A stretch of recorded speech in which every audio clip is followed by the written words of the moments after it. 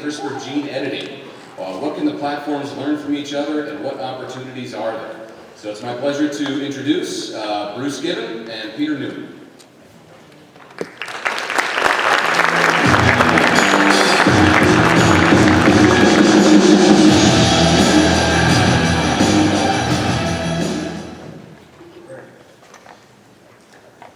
Is our mic on? Yeah. Hello, I'm Peter Newman. Bruce, why don't you start off and... Okay. Yeah. And we flip the coin back, who goes first, and I lost, so I'm starting. I'm Bruce Gibbon. By background, I'm an MD. I was an academic for a brief period of time. I was on the faculty at the University of Chicago, and decided I liked clinical research better than bureaucracy. So I've been in industry for about 30 years. Most of it has been developing new drugs, also some work in biologics and diagnostics, devices, a little bit of that, but mostly new drug development. So Arrowhead Pharmaceuticals, to give you a sense about us, our lineage actually dates back to about 1995 here in Madison with a company called Bio that spun out of the UW. And they were a gene therapy company. And in the late 90s, only a few years after they spun out, RNA interference was discovered. It's really a young understanding, much like CRISPR is. One of the similarities in our technologies is, the science hasn't even been known very long. And the Nobel Prize was awarded in 2006 for RNA interference. But the Bio folks got interested in RNAi very early and started thinking about the problems of delivering these small RNAs into cells, and had an active program going. In 1998, they published an article in PNAS that was very foundational for understanding maybe how people could turn RNAi from a biological phenomenon into a sort of drug therapy approach. And that got noticed by Roche, which had started a very big effort in RNAi, and they bought that part of the Mirus business. So there's still a Mirus, but the RNAi part of the business was bought by Roche in 1998, and then Roche probably spent close to $1 billion on RNAi, and when they didn't get instant gratification, during one of the reorgs that pharma now goes through, every couple of years they reorganize themselves, and in one of the reorgs they decided, well, we're going to get out of RNAi, and they decided that in about 2010, Arrowhead Pharmaceuticals was a small company at that point, public. But we got a shot at that technology and basically bought it from Roche. And I led the diligence effort on that. And when we took over the Roche assets, which included their site here in Madison, I became the head of R&D and manufacturing. Since then, we've had the usual biotech roller coaster, but we're probably now about 2.5 to 3 times bigger than we were at the time that Roche was here. And we have 5 drugs actually in human testing at this point. We have another couple that will go into the clinic this year, probably another 3 or 4 next year. So, we think we're probably going to be somewhere around 10 drugs in clinical development by the end of next year. So we're actually quite a substantial biotechnology company at this point. All of those new siRNA drugs are created here in Madison. We're over in the research park. So RNA interference, just real briefly, this is essentially, as I said, only even been known to exist for about 20 years. It's a normal biological process. It uses a machinery that the body mostly uses probably for something called microRNAs, which are a modulatory mechanism for gene expression.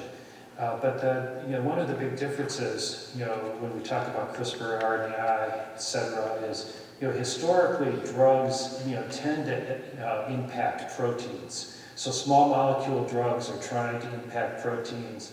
Monoclonal antibodies are trying to impact proteins. Proteins, of course, come from mRNA. mRNA comes from DNA. And we work at the RNA level, so before proteins, which allows us to very specifically knock down a single RNA, and oftentimes a single RNA in a single cell type, which means that we're knocking down a protein in a single cell type. The reason that's important and matters is just because many proteins, even though you would like to drug them with small molecules or monoclonal antibodies, you can't. Either because of where they are in the cell or how they interact with other proteins, and RNAi can impact targets that other modalities just can't do. And that's what's making it a powerful technology. Peter and I were talking before.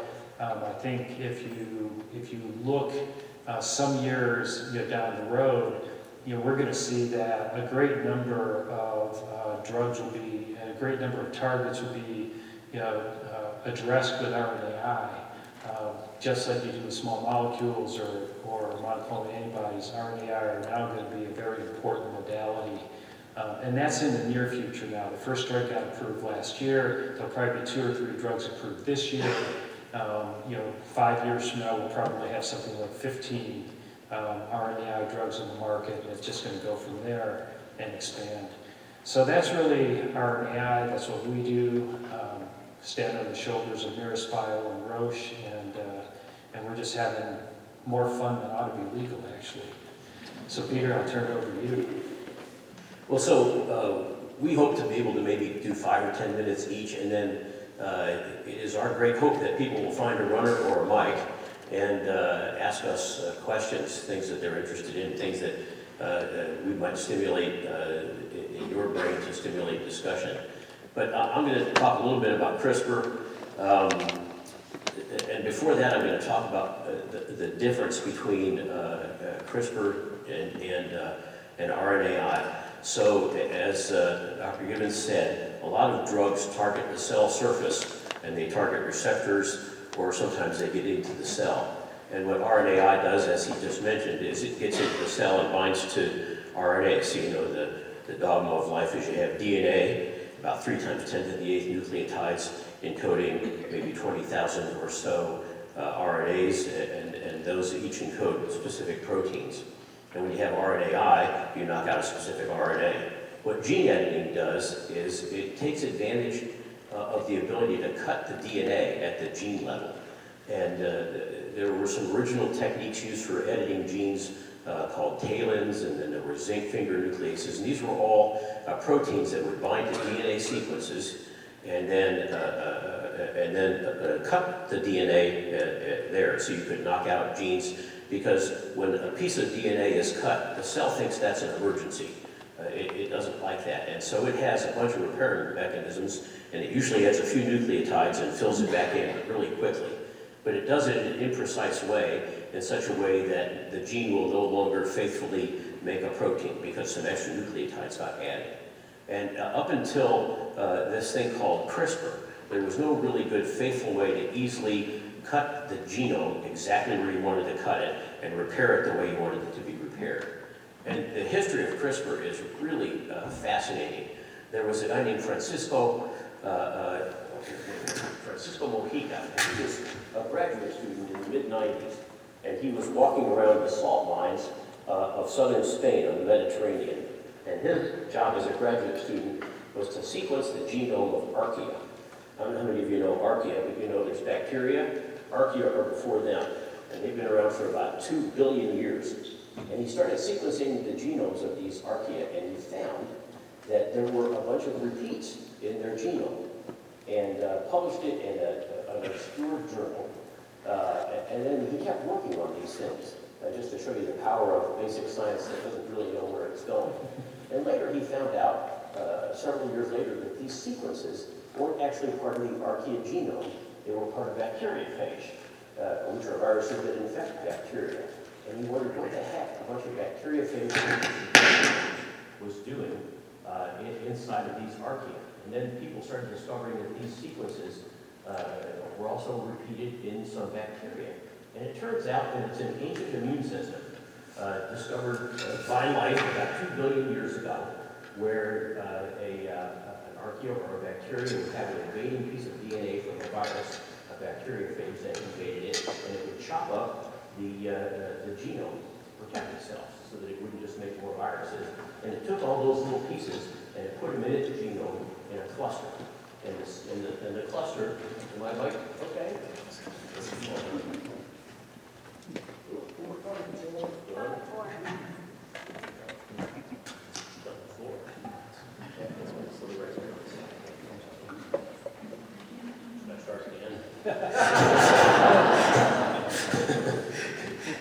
I'm Peter Newman. So hopefully you heard some of that. And so this is and so people started trying to figure out what these things were doing, all clustered up like this. And what these guys do is they take these sequences from the bacteriophage and they hook it up to a nuclease. And now the sequence is the same as the virus. And as the next set of viruses invades the cell, the sequence hybridizes perfectly with the sequence of the virus, and it's attached to a nuclease, which is called Cas9, and it cuts it in just the right place. So just like Orville and Wilbur Wright had to study birds to figure out how to use nature for our own design, people in the late 1980s and early 2000s started thinking about how we might be able to use a similar gene editing technique for our own devices. And a woman at Berkeley named Jennifer Doudna and folks at MIT started saying, geez, we can use this to edit any genome. You just take any sequence you want, you attach it to these Cas9 nucleases, and you can put it into a cell, and you can cut the genome wherever you want. So if you have your favorite protein that you don't want to work anymore because you want to see what the cell does without it, you just take the sequence for that gene, the genome sequence is done, you attach it to the Cas9 nuclease, you put it into a cell, and that gene gets inactivated. And so, so what happens is with RNAi, you're knocking things down. With CRISPR-Cas9, you're actually knocking out a gene. The second innovation had to do with the fact that once you've actually cut a gene, if you can get in there as the strands separate with a repair template with a slightly different sequence in there, not only can you cut it, but you can repair it and change some nucleotides and therefore change some amino acids. And so you can actually modify the sequence of a gene. And you don't have to use your imagination too much to figure out, geez, that might be good for some mutations that cause cancer, or some mutations that cause sickle cell disease, or some mutations that might cause hemophilia, or any number of disorders. And so the field of gene editing, all of a sudden, starting in about 2012, and so not that long ago, all of a sudden started becoming almost as widely adopted in the research community, and I think in biotech, as PCR had done 20 or so years before that. CRISPR gene editing takes advantage of the fact that you can design whatever sequence you want. It's only about 20 nucleotides, and you can make those for about $20 on any machine. And you can buy a plasmid that encodes Cas9, and you put these things into cells, and you can cut genes with a repair template and change the sequence of the gene. And so it's a fascinating and really useful technology for research, for developing. You can change the genomes of fish and bugs and animals and cows and plants, so you can improve things. There's something called gene drive, where you can change genes, like in mosquitoes, and release them into the environment where they're infertile and get rid of those type of things. And of course, a lot of this can be used the wrong way and can lead to controversy, like any type of new technology. And so maybe I'll hand it back to Bruce, and you can maybe compare and contrast some of the things that RNAi can do that CRISPR can't, and some of the applications that you all are using it for. Well, I think, as you said, in theory, CRISPR could replace RNAi in the future. From the standpoint of, we're knocking down a gene, CRISPR could, in theory, just knock it out in a cell type of interest. And it could be at some point in the future that will happen. I think what people are even more interested in for CRISPR is the ability to take an abnormal gene and make it normal. And so for people with rare genetic disorders, orphan diseases, CRISPR could be a great technology for them in the future because you can make basically restore normal gene function, which is very intriguing.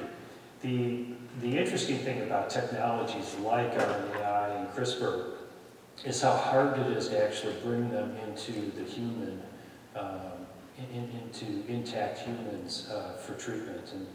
And most of these technologies follow something called the Gardner curve, where they start off with incredible hype and interest, and then reality sets in, and everybody hates it, and all the investors run for the exits, and the big pharma gets out, just like Roche did, and Novartis did, and Merck did with RNAi. And then what's left are the biotechs, the scrappy little biotechs like Arrowhead, and over time they figure it out. They figure out how to make it work, and it starts to get respect, and before you know it, it's back up here, but now it's delivery. So, that happened, for instance, with monoclonal antibodies, and that's happening with RNAi now. RNAi now is really approaching the plateau, I would say, of that Gardner curve. So CRISPR is going to have to go through the same thing.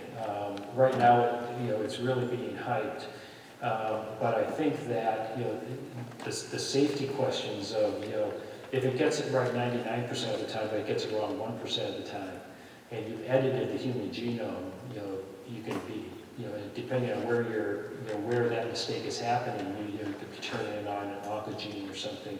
So, and delivery is hard for CRISPR right now in the intact human.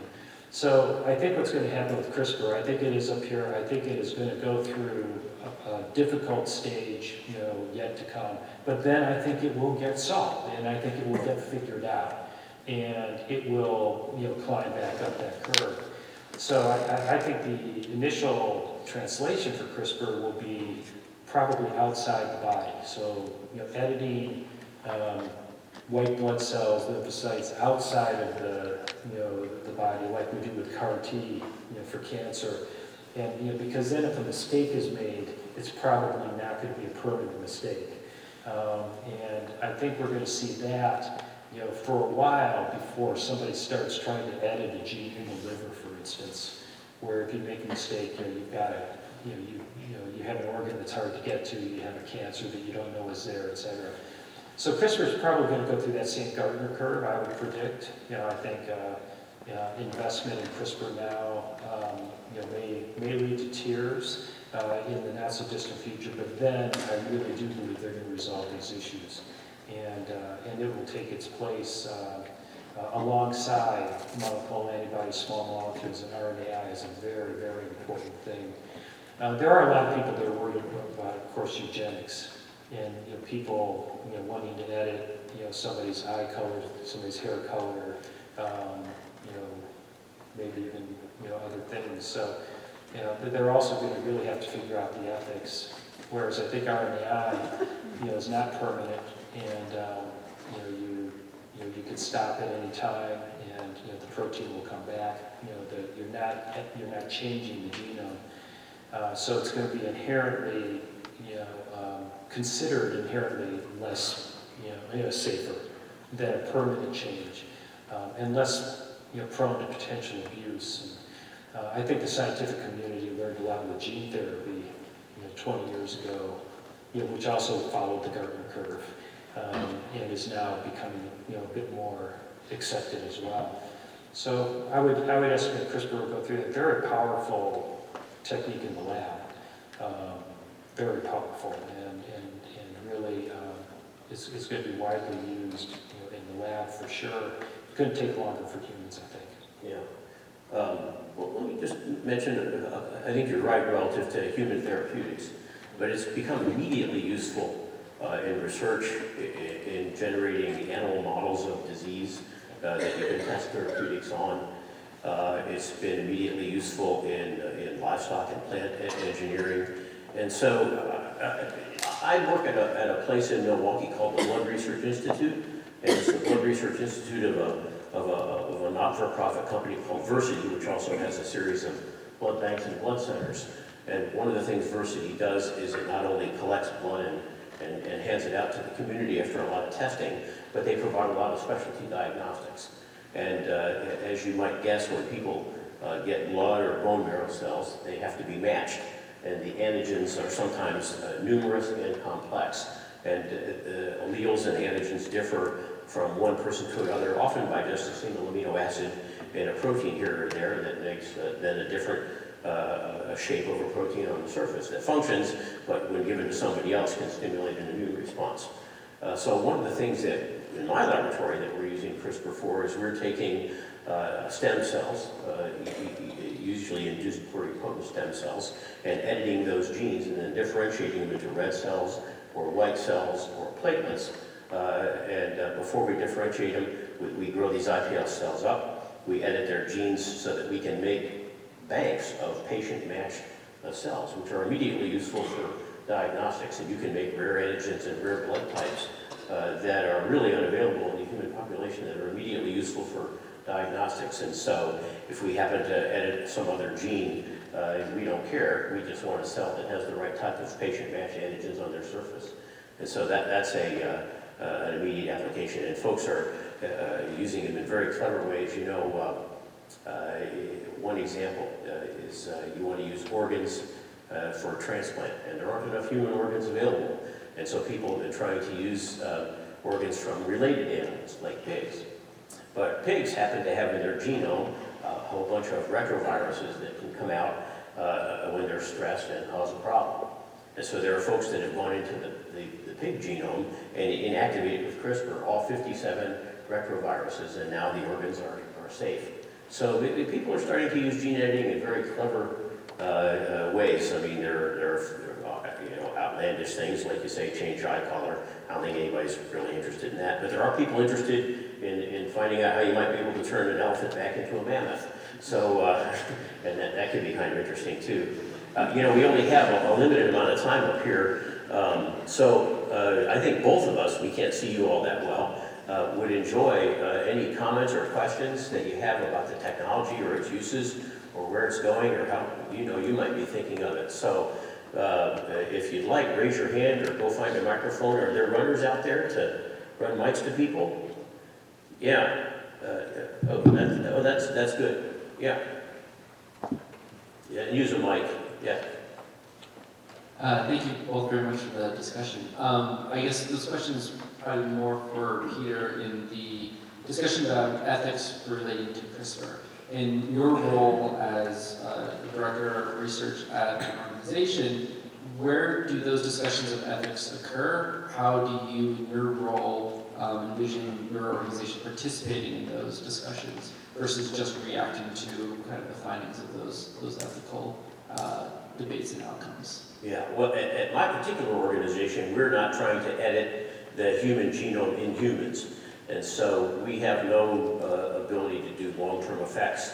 But there are clinical trials going on at universities, and there are more than a dozen companies now using CRISPR. And I think, ethics has to take place outside the scientific community, involve scientists to get a good discussion. But the ethics of it relative to what we do isn't an issue because we're taking cells outside the body and trying to make diagnostic, but in the future, therapeutic reagents. And I think with CRISPR, as Bruce was saying, you make this 17 nucleotide guide that's going to take the nuclease and cut a gene. Mathematically, a sequence of 17 nucleotides should only occur once in the genome if the genome were random, which it isn't.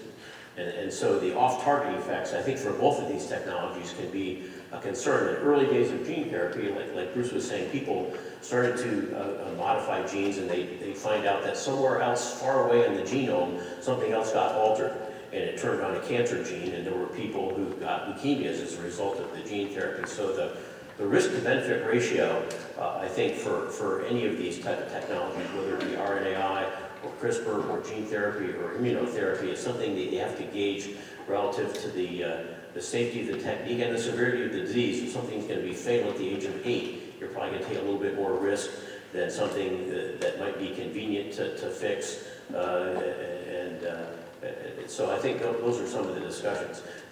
At a molecular biology level, folks are trying to devise ways to rapidly go through the genome and make sure nothing else got altered. So if I was going to take a bone marrow stem cell out of somebody with sickle cell disease and fix one amino acid that's wrong, it'd be good to take that cell out, expand it in culture, and do a very thorough genome screen. And there are very cool computational methods now to make sure that nothing else got altered. Or you have 100 cells that you've altered and you find out that these 10 didn't get altered, and then expand those and put those back in. So, the scientists, first do no harm, right? Scientists in medicine, and we're trying to be very careful about it and then go about it by just gauging the risk to benefit ratio. But the ethics, these things, all these treatments have to go through institutional review boards.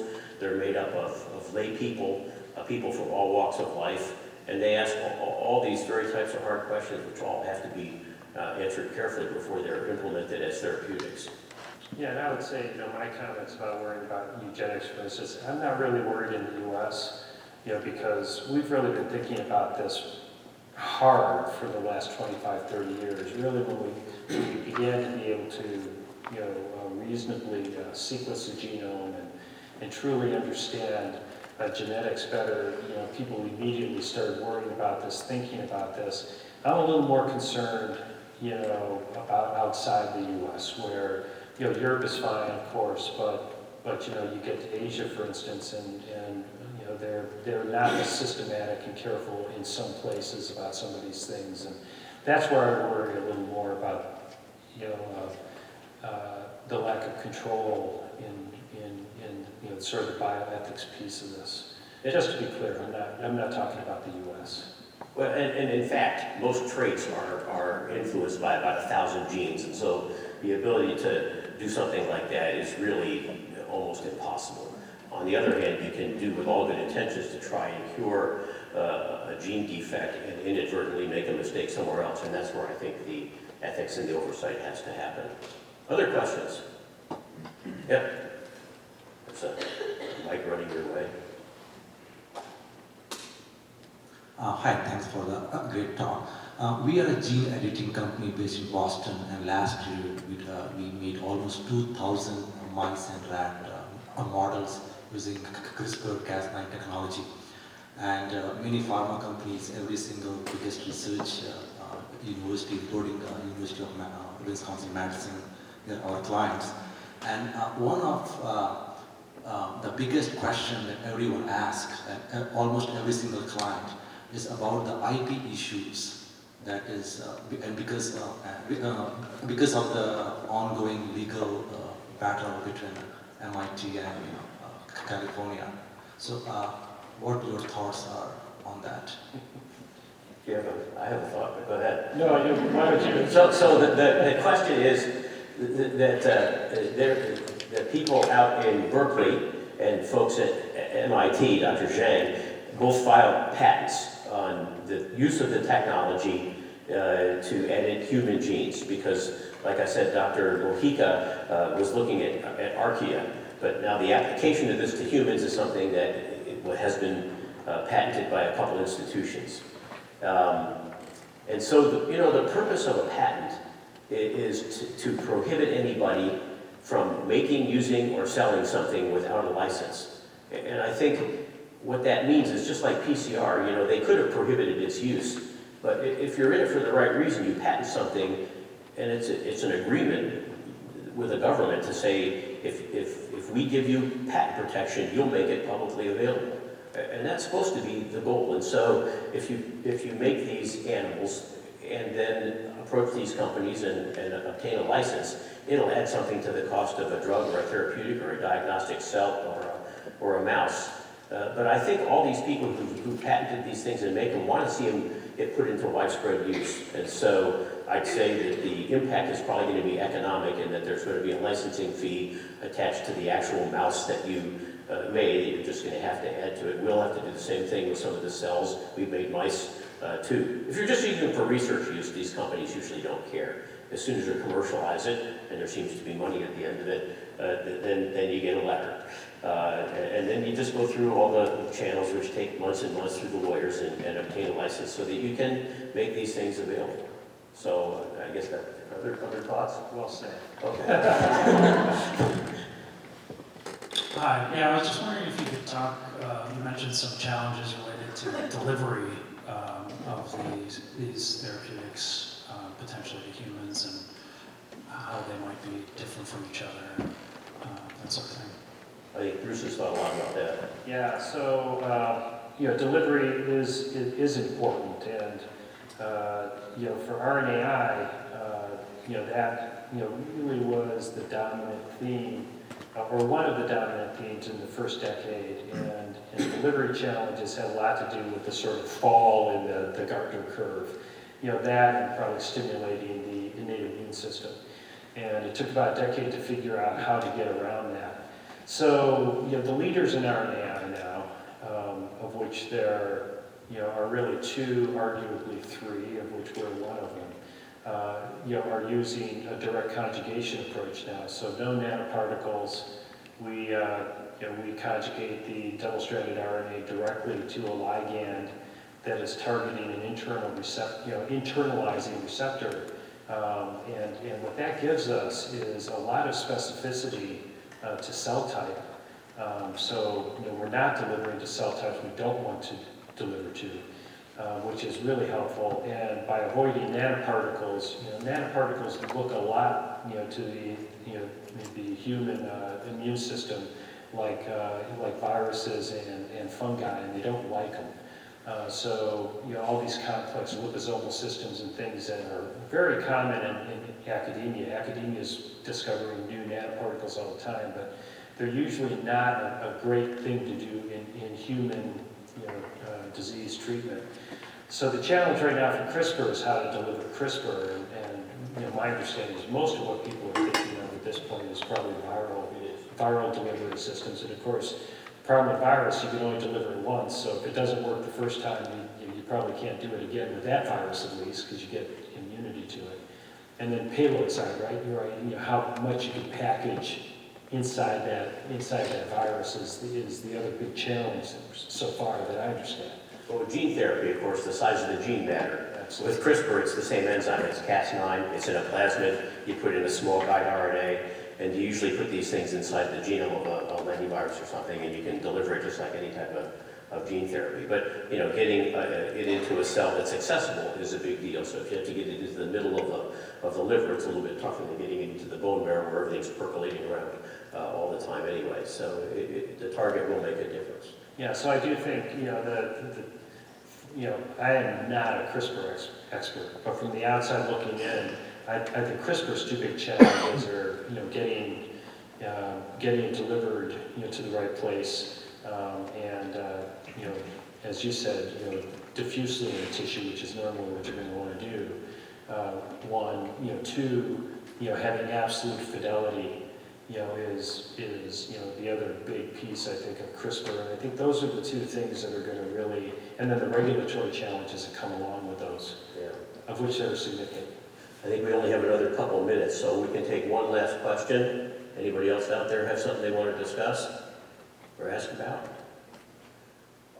All right, I think we're supposed to end at about 5 or 10 after. I do have one disclosure that I don't think I've told you about. I've been commissioned by KFC to edit the chicken genome because they want something CRISPR.